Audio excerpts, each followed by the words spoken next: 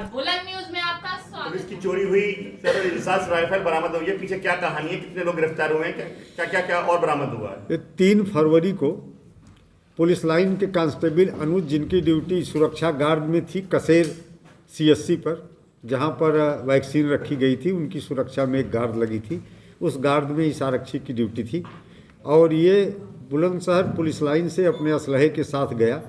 रास्ते में इसे नवल किशोर उर्फ किशोरी लाल जो अभियुक्त है उसका पुराना परिचित था, जानता नहीं था, पहचानता था केवल ये शराबी किस्म का व्यक्ति है नवल किशोर। और ज़्यादातर पुलिस लाइन के पीछे लेबर चौराहे पे ये मजदूरी के लिए आता था, तो पिछले 1-1.5 साल से दोनों के बीच में आमने सामना देखा देखी होती रहती थी। इस आधार पे दोनों का परिचय था, लेकिन बहुत अधिक इसके बारे में वो जानता नहीं था। आरक्षी अनुज इसको अपने साथ लेकर के कसेर हॉस्पिटल गया और रास्ते में इन दोनों ने एक साथ शराब पी, क्योंकि शराब की पाउच जो है इसके पास थी और उतने सुबह मार्केट में शराब उपलब्ध नहीं थी। और फिर जब नवल किशोर को साथ लेकर के वहाँ पहुँचा तो दूसरा सिपाही था, वो नवल किशोर के साथ मार्केट जाने लगा, पीछे पीछे ये भी हो लिया। दूसरे सिपाही ने इसको 30 रुपये दिए और कहा कि अपने घर चले जाओ। ये घर जाने के बजाय गार्ड रूम, जहाँ पे राइफ़ल तकिया के नीचे छुपा के रखी गई थी और एक सिपाही अंदर था, वो कुछ पल के लिए बाथरूम गया था।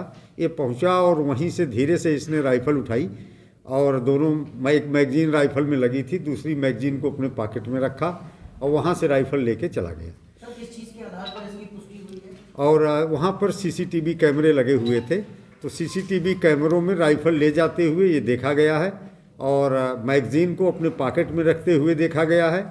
बाद में जब इस प्रकरण की जानकारी हम लोगों को हुई तो इस प्रकरण में अभियोग पंजीकृत कराया गया उस कांस्टेबल के खिलाफ और इस अज्ञात व्यक्ति के खिलाफ। इसके बारे में जब उस सिपाही से गहराई से पूछताछ की गई तो बहुत अधिक बताने में समर्थ नहीं था।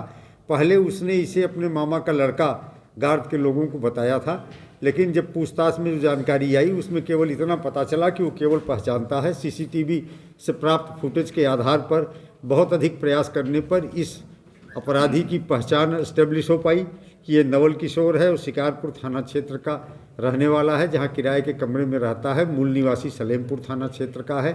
फिर हमारी सारी टीमें इसकी तलाश में लग गई।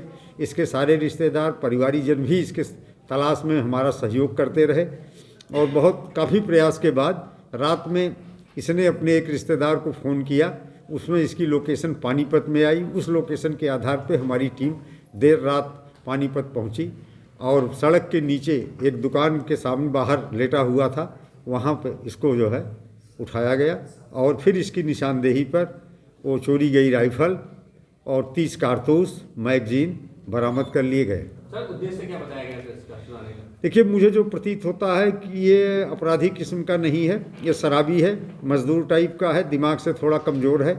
इसके बेटे की मृत्यु कुछ महीने पहले हो गई थी छत से गिरने के कारण।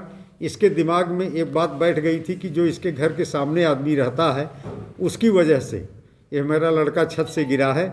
तो इसका ये कहना है कि मेरे दिमाग में था कि इस राइफ़ल से उसको मारूंगा, लेकिन राइफ़ल चला पाना इसके लिए संभव नहीं था और चुराने के बाद ये डर गया। डरने के बाद इसे एक कुएं में शिकारपुर के पास अंदर डाल दिया था।